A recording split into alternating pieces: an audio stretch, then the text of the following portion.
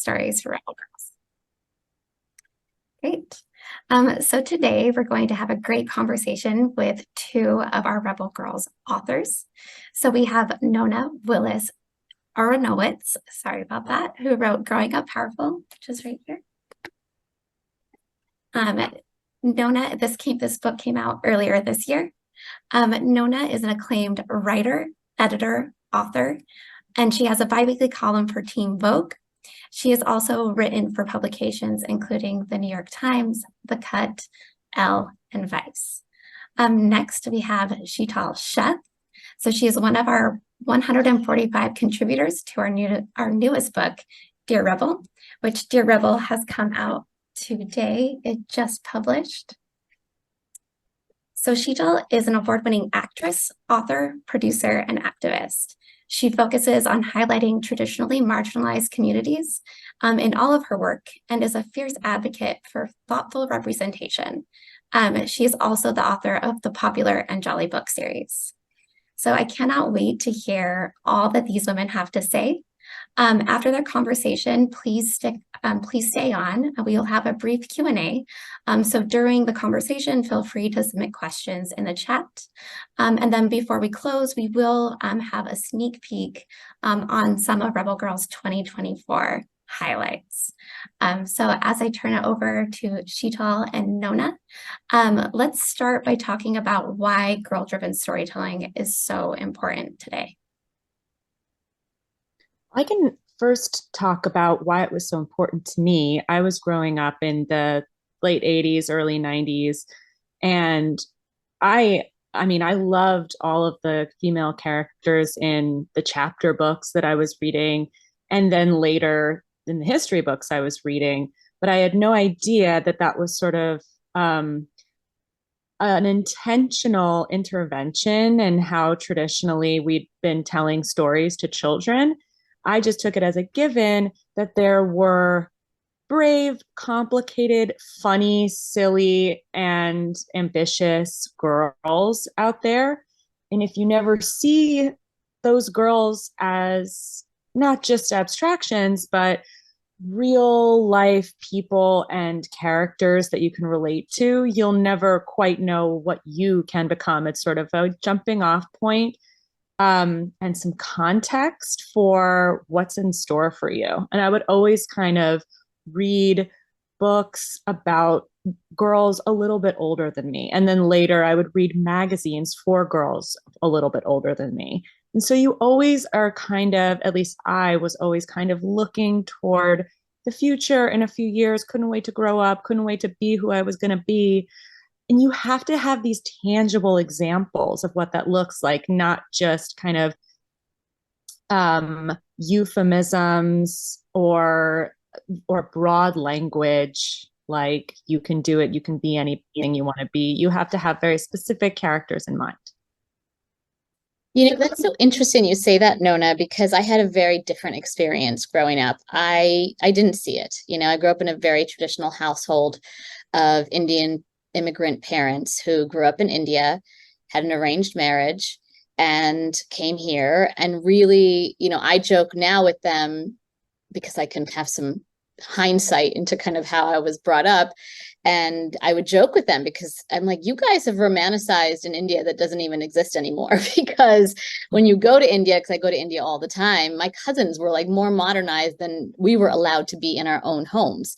Because I think my parents were trying to hold on to something in a way because they had come here and they were so worried about us becoming too westernized that it almost kind of they overcompensated for it. And so I grew up very much not seeing, and so for me, I've had to create everything on my own. I didn't have examples for a lot of the things that you said. And so I think that there are ways to find your place. It's just different. I didn't have examples of anything that I have done in my life. And if I had waited to have them, I wouldn't be doing anything in my life.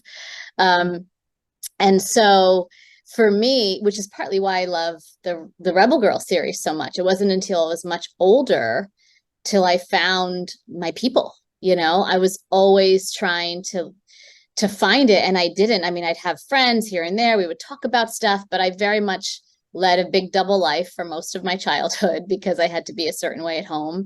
And then I had to hide that from my parents. And so it wasn't until I got much older and out of the home and moved to another city till I really felt like I came into my own, and then found the people and the books and the movies and the things that really helped elevate what I was feeling. And that's also why I love, like I mentioned, the Rebel Girl series, and also your book, Growing Up Powerful, because I have two little girls. They are 6 and 9 years old. And when we found this book, and I've seen other books that try to do the same thing, and I haven't been a big fan. And then I read this one, I kind of flipped through it, and then I couldn't stop putting it down. And I think I told you it's such a thrill to talk to you, because I think you do this so well. And what I love about it is, number one, it's not just a body book. It talks about it takes a holistic approach on growing up. And I'm curious, was that intentional, or did that just happen as you started writing? Thank you so much. That's really gratifying. I grew up on these kinds of books, but they were always either body books or empowerment books, like you said. I have to be honest, I mean, Rebel Girls had a pretty good sense of what they wanted before they approached me. They did want it to be this holistic experience, because what happens to your body is not in a vacuum. It's at the exact same time, this tumultuous and crazy time, that also you're figuring out who you are and what you want to be. And they're really, really inextricable. And when they explained that to me, I was like, of course, wow. I actually had never read a book like that before. Well, and I think I don't mean to cut you off, but what you do really well, which I want to just highlight, is something that I talk to my kids about all the time, is I think we have all this focus on trying to be like, so what do you want to be when you grow up? And I always say, who do you want to be when you grow up? Because that's the more important piece of it, I think. And I think this book gets to that. Yeah, absolutely. I think realistically, we put a lot of emphasis on what kind of jobs girls are going to have, and they're not going to know that for so many years. You can really fine tune what you find pleasurable and what you find exciting and what you find challenging. But that could manifest in lots of different ways, in your personal relationships and your relationship to your body, to your relationship to your family. Actually, the chapter on family was probably one of the most enjoyable chapters to work on, because I truly had never seen, I did not get much of that when I was a child, to sort of how to deepen the relationships with both your blood family and your chosen family, and to really make sure they know that you're in their corner and vice versa. I really don't think that those ideas were developed, as opposed to, what do you want to be when you grow up? Here are all the kinds of professions you can have. And nobody ever talked about, what would make you happiest to do, whether that meant a job or giving back to your community, or just really making sure you have a lot of people around you who you love.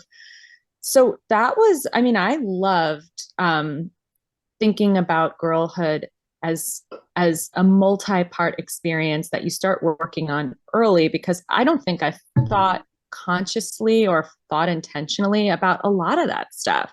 And I think sometimes, at least in my experience, and when I was researching this book, body books can feel kind of just narrow. Like, they don't address what your daily life is like when you're that age. Like, your synapses are firing on all cylinders, and you're just, you're making new friends, you're having new experiences all the time. And actually your hormones and your brain development are playing a huge part in those experiences. And nobody really ever explained that to me. Like, it was about puberty and periods and things that sort of just happen. But PMS was described as like maybe all in your head. People like didn't kind of explain just how much it can be driven by the body changes that are happening. Your mood. Don't you think that a lot of that is because I think our older generations didn't have the tools to have the EQ that I think we're working so hard to kind of develop? I know I always say to my friends, like, my kids are going to learn math. My kids are going to learn how to read. They're going to learn all the things they need to do to get, to do all the things in school. But for me, my focus is getting them to be socially and emotionally whole and really being able to process, talk, ask for what they want, boundaries, all these things that frankly, I don't want to speak for everyone, I was not taught. It was something that my parents were not equipped for. Most of my friends, even the ones that lived in very progressive households, it's not something they talked about very much. I don't think there were language and tools around it. So I think a book like this really helps. I mean, we love the parts of the book that give scenarios. I love with my daughter, we just sit there and read them. And then what would you do? Because I think that is very tangible, practical, real life things that you can use to apply to what you're doing, because that's the stuff they're actually dealing with. Yeah, I love just picturing you sitting down with your daughter. I assume you're talking about your 9-year-old daughter, although I Yes. really don't. I don't think this book is so far off from making sense to a 6-year-old either. Well, I will just say my 6-year-old list, she doesn't like being left out of things, and I never say you can't. So, but I just wonder what she is taking in versus the 9-year-old. She has been there for most of the conversations, and it was interesting. I actually loved the part of the body book where it talks about the period and connecting it to what's happening emotionally and all the things that are happening. My daughter's 9, so she's hopefully not going to have it for a few years, but we talked about it. And my 6-year-old was like, oh, I'm so glad that I don't have that for a long time. And so like, they take in what they can, and what they can't, they can't, and I think that that's why it's so nice that you can read it over and over again. We've read certain chapters multiple times because I think it connects in different ways depending on what's going on in their life. Yeah, that's so sweet. I mean, especially considering how different your upbringing was. I was just curious if there were any revelatory moments that you felt like, wow, this is either progress or just really different from how I grew up. Were there any moments that surprised you that you can share with us? Well, I wish I had a book like this when I grew up. I will tell you, like in my secret life, when I was looking for stuff, obviously it was a very different time. It was the 80s and 90s. There was no internet and there was no easy access to things. So you're just going to the library. And as you said, and I agree, like everything's really dated, the stuff that's out there. And even the stuff that I was learning in school didn't quite feel like it applied to me. Like it wasn't connecting in the way that I think we've come a really long way in kind of talking about this more holistically. So I will say I enjoy this book as much as my daughters because I think it's giving me language to talk to them about things that I never got to talk about. So I'm actually going through my own stuff just kind of with them. And it's honestly the best part of it is it's bringing up memories of mine that I had forgotten. Because when we talk about different things, I'm able to then share stories. I'm very open with my kids. Like I said, it's very opposite than when I grew up because I want that. And so we talk about everything. And so I've been able to share stories with them about my life and also make sense of them in ways that I couldn't before. Oh, wow. I never really even thought about what the experience would be as a parent who's reading this with your child. I remember, I mean, I grew up very differently from you. My mother was a second wave feminist who like her generation created our bodies ourselves. Wow. Okay. But I can't say that we talked about everything. In fact, I think some of these books served as a substitute for her having those uncomfortable conversations with me. She sort of just plopped them in front of me and like was too embarrassed to talk about it with me. Which is so funny, especially considering who she is, right? I know it's ironic. And so if she wasn't able to have those conversations, of course your parents weren't able to have those conversations. And I do think that a generational shift has happened where parents are encouraged to be more involved and just kind of cut through the secretiveness of it all, and I think that it might actually be easier than some other books. This book might be more accessible to parents just because it's not only about like embarrassing body stuff, like there's a little bit of a break. Oh, the friend stuff. I think the friend stuff is so important and really navigating that because that is at the heart of these years, really, like, and all the kind of social dynamics around it, I think is really great in this book. Did you feel like when you were writing, did you work with experts? How did you kind of vet some of the things out? I mean, obviously this is your background, but I'm curious, how would you approach kind of the stuff that you were presenting? Yeah. So, I mean, I'm a journalist. I've been focusing on these issues for many years. I've worked for Teen Vogue for several years, but I'm not a psychologist. I'm not an OBGYN. It's not, I'm a generalist, basically. I call up experts when I need specifics on things. And it actually wasn't my idea to include the experts as sort of a separate section. I was sort of suggesting let's weave it into the text, and sometimes it is like that. But I love that Rebel Girl suggested sort of Q&As in between the more like narrative prose that I put together. Like I think of my job as like synthesizing all of this research, those experts, and a lot of like several sites and books that I cite at the end really informed what I'm trying to say in this book. But ultimately, there are some nuts and bolts questions that are best left to the experts. And they know what kind of language to use, and they see these scenarios all the time. So I was really happy to include them. And I was also really happy to include, the real experts, which are real girls. Yeah. I was so happy I had access to Rebel Girls' vast network. I mean, we talk about that in the book, like you're now part of the sisterhood, but there is actually a sisterhood that my editor, yes, there is. Like my editor, like would send off questions to girls, and some of them were generated by her and the editorial team, and then some of them were requests from me, because there were a few topics that I just felt like girls needed advice from their peers. Like I always, when I was a child, always thought it was super annoying when adults would answer certain questions. I'll give you an example that comes up in the book. Whenever I was being bullied, especially bullied in the girl way, where, you have plausible deniability, there's no violence per se, but there's a lot of exclusion and all that. And it's like a mind game. I just hated what adults had to say, because they just couldn't remember what it was like. And they'd say, oh, ignore the bully, like, or just wait it out. Like, you'll be fine. You'll be cooler than them in 10 years. And you're like, I don't want to wait 10 years. I really felt like that was a moment where I needed perspective of an actual girl, a few actual girls, of what they had done, what they would do with bullies. So that was just so cool to have all that accessible, the ready-made. Did you go back and forth with some of them? Like, would you write a piece and then they would give you thoughts on it?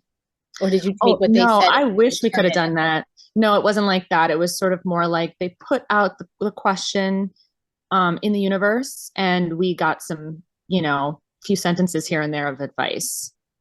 That's great, though. I think that's why it's landing so well with my kids, because it's real, and you can feel that. You can feel like it's not tiptoeing around something. It's saying what it needs to say with the right language and in an accessible way. Yeah, and it's just like kind of creating a community, and just like letting know. I really feel like the main question of the book, or like if a girl could sum up the questions they had, it would be like, am I normal? And there's so many just examples of people in the book, either just made up scenarios or actual girls, that tell you like, yes, you are normal, and this is a normal part of girlhood. Even though, we don't like to use the word normal. I think what they're really asking is like, am I okay? And it's like, yes, you're okay, and that kind of leads me to your essay in Dear Rebel. I thought this, again, I would have loved a book like this, because I always thought all of the adults I was talking to were so just out of it and clueless. They had no idea what they were talking about. I don't think there was this culture yet of being able to talk to young people like they were smart. If anything, like I said, I got that through fiction and not epistolary pieces of advice like this. I really enjoyed this book, and I really enjoyed your essay, and it really reminded me of sort of one of the through lines of Growing Up Powerful, which was sort of like, you have to really know who you are, even though you are constantly hearing people deny that, like, which is the hardest possible thing to do. I mean, again, I was raised by very progressive parents, and yet I was just living in the world with a lot of retrograde ideas, a lot of harmful ideas that created shame and bad self-esteem. And so I can only imagine what it would be like for you, who really, like you said, had to sort of pull yourself up by your bootstraps in that way, like your emotional like, bootstraps. And you really had to create it kind of from nothing. And I was just sort of, I guess I want you to expand on that a little bit. Like, how did you know that you like had to not change your name when you became an actor? Or how did you know that even though you double majored in psychology and acting, you really wanted to do acting? Like, where did that power come from?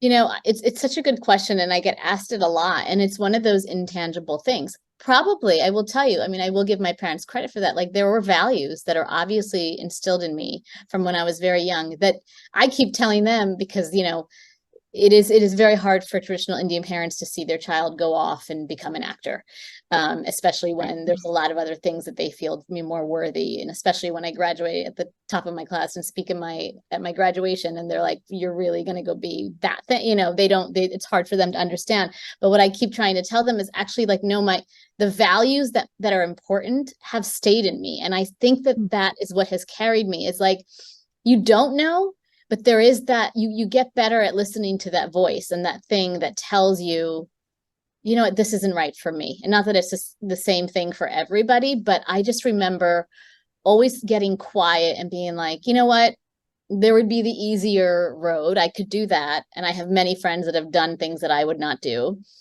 but I wouldn't be able to sleep at night. I have things and different standards and different things that are important to me. And so when and to your point, when I started acting, it was in the 90s. Brown was not cool.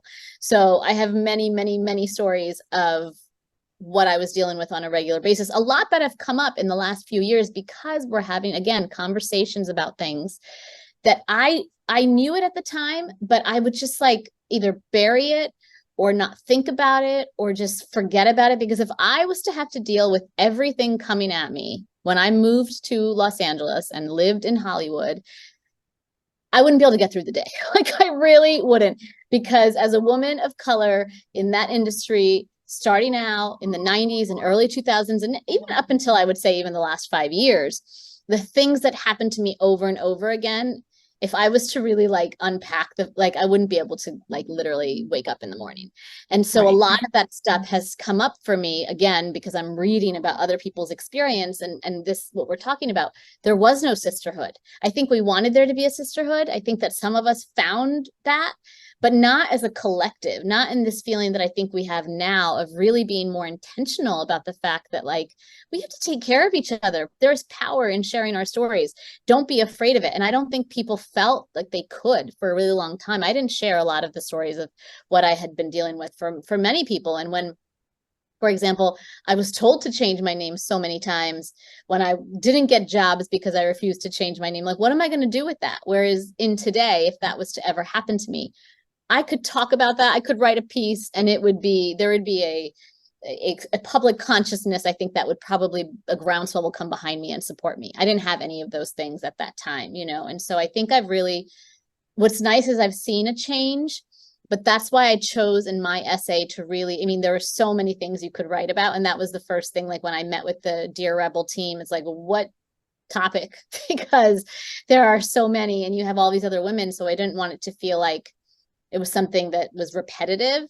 And the thing for me in my life that has come up over and over again is really resilience, because I've had to kind of break through in so many ways, whether it be for my work, for my personal life, for my health, there's just like a lot of stuff that I've had to kind of deal with. And I think giving us all tools as for how do you keep doing that. It's something that very much interests me. It's something that I talk to similarly with other people. Like, how did you get through that? How did you do that? What did you do? And I think that talking about that as young as possible is super important, which is why my essay is kind of centered in the idea of resilience. Yeah, I mean, I guess I got that right away, but then I was a little bit surprised towards the end when you also talk about you finding out that you had cancer and that you really had to, like, that was another curveball, that even though you had been focusing on this one type of struggle. You had to kind of pivot and be like, how can I use this resilience in this situation? And I think that's yet another example of how kind of like the mind and the body are connected, and how we should really explain that from an early age. And like that's kind of what I tried to do in Growing Up Powerful, but I really feel like you tried to do that too. I think some people maybe wouldn't have mentioned the cancer because it had nothing to do with your career, but of course it was going to affect you and what you had gone through before. You could use some of the same strategies, or is that how Well, you feel? I think I think the larger piece of it for me was really recognizing how poorly I took care of myself. I mean, on paper, which is why I was so angry when I was diagnosed with breast cancer. And by the way, it is October, which is Breast Cancer Awareness Month. Not that we shouldn't be talking about it all the time, but I'll just say that so everyone makes sure that they do what they need to do. I on paper, I've been plant-based since I was 14 years old. I work out 6 days a week. I'm a very healthy person, again, body-wise, in terms of like the things that I choose on a regular basis. But I realized that when we talk about the mind-body connection, the stress, the things that I would do to myself, the work, like my mind has always been something, I think, because I grew up, again, it's very much an immigrant mentality, and it's a wonderful one. It's really what gets we get the job done. And I saw my parents work. There was no like too hard you could work. And I think the fact that I could outwork everybody is the reason why I was successful in the things I would do, because I knew that like no one could work harder than me.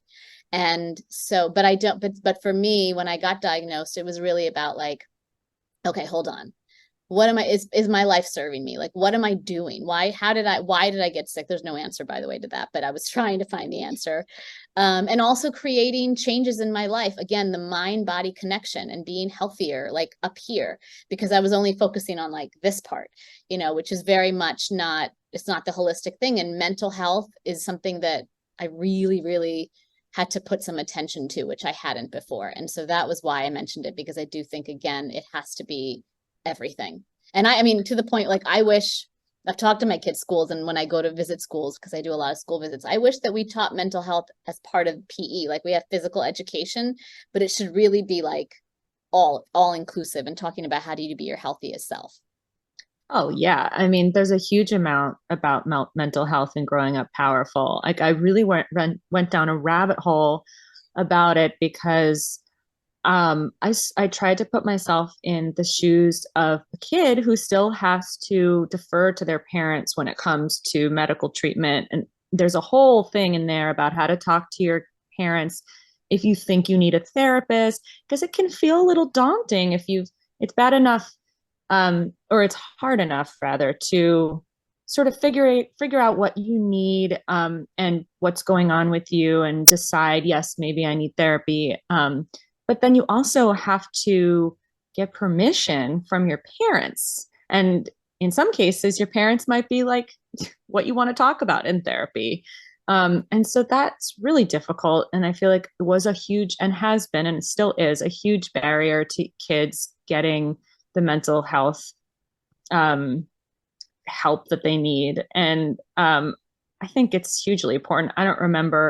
Certainly don't remember learning about that in PE. I'm hoping that sometimes that goes on now, but I think the conversation has really shifted. And there are all these studies showing that kids these days are really anxious and really depressed, and there are lots of different reasons for that. But I think at least one reason that people bring up is that they're simply more comfortable talking about it and bringing it up than they were in other generations. I think it was really, really expected that you would swallow it and just keep going. Yeah. And that might be a silver lining. Yeah, no, I think I think that's, I mean, look, suicide is the third leading cause of death of children. And so that is a daunting statistic and something that's very real. Our kids are having a harder time than ever. And so I don't think you can overstate how important it is to talk about this, as there's no too much talking about this, in my opinion, which is also why I think, you know, our audience, I know, are educators and people who care, caregivers who care about our children. And so being able to be that, especially if a child doesn't have that at home, having other trusted grownups in their lives are so important, and you have to seek them out. And I know that you talk about that in the book as well. Yeah. And the idea that sort of you can go beyond your parents, I think is really, really important, and an uncomfortable feeling maybe for the parents who might be buying this book for their kids. But I think to have a whole universe of trusted grownups is just so, so key. I actually was writing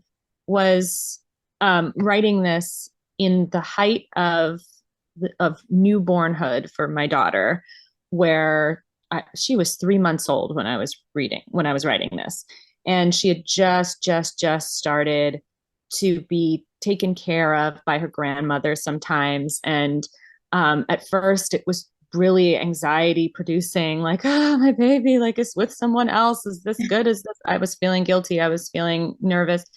But then I quickly realized that the bigger her world is, the better. And every grown up is going to love her and support her in a different way. And it doesn't have to be my way. And it doesn't have to be, like a substitute mom. It can be somebody who just expands your child's world. And I think from that perspective, that's kind of what I, that's like what I took from what I wrote. I mean, I guess it was the opposite. It was like I wrote that part about trusted grownups in the spirit of being open to childcare, which is weird. But like, because my baby was 3 months old, but especially when they're babies, it's very, very, very daunting to figure out who you can put literally in charge of your child's life.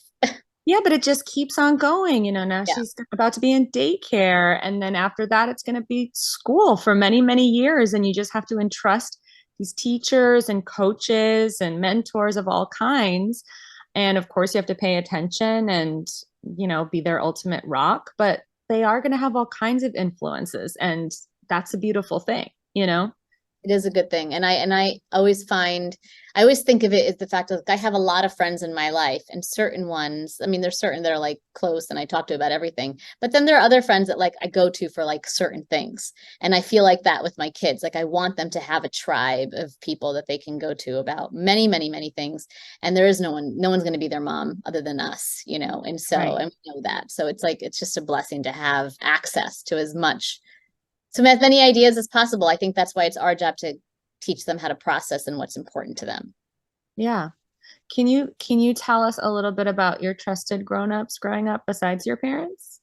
Yeah, Or- I didn't, because I didn't feel like I could talk to my parents about a lot of stuff. It was really, so I grew up dancing, and there was a dance teacher, and she wasn't that much older than us. Like I was in my like early teens through teenage, and she was like right out of college. So she was in her 20s. And she was someone I remember talking to about like all the like kids, the social things and boys and how do I and whatever, all that stuff. And so she wasn't necessarily a grown up, but she was a mentor to me, of somebody that I really was able to go to. And then there was a teacher in my high school who really, I think, really enjoyed me, because I was always the one who asked all the questions. It was my sociology class, and I was just a ton of questions and pushed back on everything. And he was a great kind of soundboard for me to go to and just talk about things, And I don't think anyone realized kind of the fact that I didn't have it anywhere else, but I just found it and realized that like that I think it was probably why I joined so many clubs, because it was my way to be like, I have to stay at school. In fact, if I framed anything to my parents about it being good for my education, then they would always say yes. And so even though for me it might have been a social thing or for whatever reason, that was where I found my people, through kind of the extracurriculars. Yeah, that makes total sense. Yeah. I mean, I remember talking about, what I was talking about before, which was like kind of being bullied by girls in like sixth grade and not really knowing how to handle it. And I was just mortified to talk to my parents about it. And I remember my sixth grade teacher, Ms. Fertel, talking to me about it in this really gentle, sweet way that wasn't like, oh, I'm worried about you, Nona. Like to this day, I don't really know what prompted her to talk to me about it, but it was just such a more open-ended conversation. And then this is just a fun fact, but years later, I wrote this book, Growing Up Powerful, and I put up a video of me. My number one advice to 13-year-old girls was just to be friends with the people who want to be friends with you, rather than trying to chase the popular girls down and ignoring all kinds of other really cool, interesting people because they're not in the popular crowd. And I saw I saw that that my teacher from sixth grade liked it and commented on it, and she had changed her name because she had gotten married, and at first I had no idea who she was. And then when I looked her up on LinkedIn, I was like, oh my God, that's Ms. Bertel. Oh and my God, I got such an exciting moment. I love that. By the way, that is such great advice and something that I had never framed in that way. And I love how you put it. And it's something that I keep telling, because my two girls are complete opposites. And my 9-year-old's much more, she's a reader. Her head's in a book literally all day. I have to be like, okay, you need to eat, you need to sleep, you need to do other things. And all she wants to do is, and she has like one or two friends. And I don't know if she's found her like bestie yet. And I keep telling her, it's fine. Sometimes it doesn't come until much later. And then my 6-year-old's like the mayor of her class. Like she walks in and like the whole class swarms to her and wants to be around her. And she's like the class clown and very funny and never has a problem making friends. So it's very interesting to see that dynamic, because my older sees that and she's always like, how come I don't have as many friends as, her sister? And I'm like, no, it's not about that, and it's really interesting. And that part where you say be friends with the people who want to be friends with you is such an important message. Yeah, it's something I really wish I knew a lot earlier. Me too. Should we start taking questions? Oh, something that we forgot to talk about that I think, similar to, Breast Cancer Awareness Month. This is also Banned Book Week, a reminder to sort of think about what topics we deem acceptable and what topics we don't deem acceptable.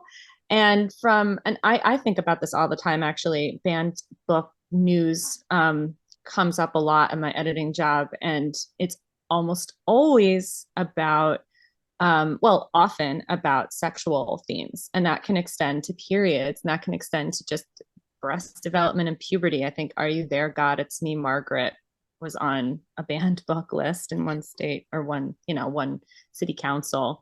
And I think it's important to remind ourselves that this kind of stuff isn't accessible to everyone. And it's not a given that parents will buy this type of books for their kids.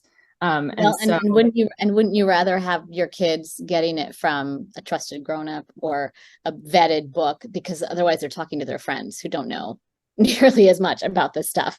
I mean, we know what we grew up being taught by our friends, and I think about like cringe at some of the things I thought that were like not true at all. And books save lives. They really do. And I always say, like, just because it's not right for your child doesn't mean it won't save that kid's life. And that's why that book needs to be available. You don't have to check it out, but it needs to be available. Yeah, because some parents aren't going to buy this, but maybe they'll find it in their school library or something like that. I remember a lot of kids telling me when I was growing up that their parents wouldn't let them read such and such or watch such and such. And so they just kind of like went to the library. I grew up in New York City. I mean, there are amazing libraries there, but even just your humble school library is so important for independent exploration, regardless of what your parents' beliefs are. Libraries, I love libraries. I find them to be the great equalizer, especially when there is so much inequality when it comes to education. And when you go to a library, everything's equal. Everyone has access to the same things. And so I used to be sent to the library just as like childcare, because my parents didn't. I was like a latchkey kid, so I would just be at a library, and I loved it. I mean, that is where you can figure out your stuff and find the things. And I think nowadays there's so much better material and books and stuff for our kids. So it's a great thing. Mm-hmm. Great. Well, thank you both so much for this amazing conversation. I know just listening to you both, your words really spoke to me. So I can see how, the words in these books are going to speak to girls, everywhere. And, before we move on to kind of the 2024 slate, I actually had a question for you both. You spoke about resilience and friendship, but I'd really love to hear, if there's one thing that you could tell your younger self, right? Because I heard that with you guys speaking, you wished you had these books when you were younger. What would it be? Besides the 13-year-old thing, I need to take a second.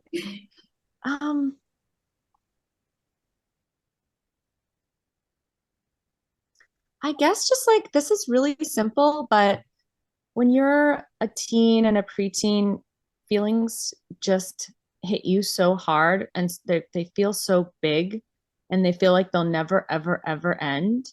And I never had, major depression, capital M, capital D, but I did have weeks, even months, where I just felt so devastated and knocked down by a certain thing. And I think what I would say is simply like, yes, like it will end, and you may need help to make it end, but like you will not be living like this forever, and you don't have to. That's great. Yeah, this too shall pass. Yeah. I think for me, it is really about trusting yourself and knowing who you are, whatever that is, and staying in that place. I think the times that I haven't are the times it has not served me. And then it's like that voice I talked about earlier. When I am connected to it, it serves me very well. But there are times where you question yourself and you don't trust yourself. And I think it's really hard. It takes practice to actually trust yourself. You have to practice it. And so I think it's something that we should start very early. Yeah, I love that from both of you. I can see how that's so important and can think about that as well for myself at a young age. Okay, so I think we're going to wait just a minute to see if we have any questions from the audience, and then we will move on to our 2024 slate. So give me just 1 minute. Okay. It looks like we don't have any questions. So thank you again, Sheetal and Nona. It was so lovely hearing more. We solved the problems of the world. No questions. No questions. We did it. No notes. Perfect. Well, thank you again. Yeah, and loved hearing your words, and hopefully we'll be able to speak again soon. Thank you so much. Thank you. All right. Perfect. Now moving on now to our 2024 slate. Great. So before we leave, we wanted to give you a sneak peek of what's coming up for Rebel Girls in 2024. So, Nona spoke a lot about growing up powerful. We'll be extending that line with Money Matters and All Things Friendship, which will be coming out in March. So I know, Nona spoke a lot about friendship, and so did Sheetal. So we'll have, a whole book on it. And then also financial literacy is such an important thing for young girls to know, especially leads to their adulthood. So that book will also be coming out in March. We'll also continue the Goodnight Stories for Rebel Girls series with neurodiversity, dynamic duos, and STEM stars. So, that same Goodnight Stories for Rebel Girls format about amazing women throughout history with specific themes. And then something that I am personally very, very excited about is we'll be releasing the first ever middle grade fiction property from Rebel Girls. And that is The Secret Society of Rebel Girls down here and in the middle. And that'll be coming out in May. So we'll be sharing more about these titles publicly in the coming weeks. But of course, you can get any early information from your DK rep. And all of our titles, all of our backlist titles are available on Overdrive. These titles, of course, will also be available on Overdrive once they publish. And one thing that Rebel Girls does is we want to make sure that you're not just, reading these books, but that you can give girls a way to engage even further. So if there's anything that you want to utilize in your programming or even in your own home, there's an abundance of activities that Rebel Girls has. So you can find those on our website, on our educator landing page, and of course in our newsletter. One activity that we've been doing all year, which I've really enjoyed, and I think really speaks to girls today, is our Courage and Confidence Project. You can find out more about that, as well as download all the activities on rebelgirls.com. And thank you all again for joining us today. We love feedback, so please send any thoughts or questions that you might have.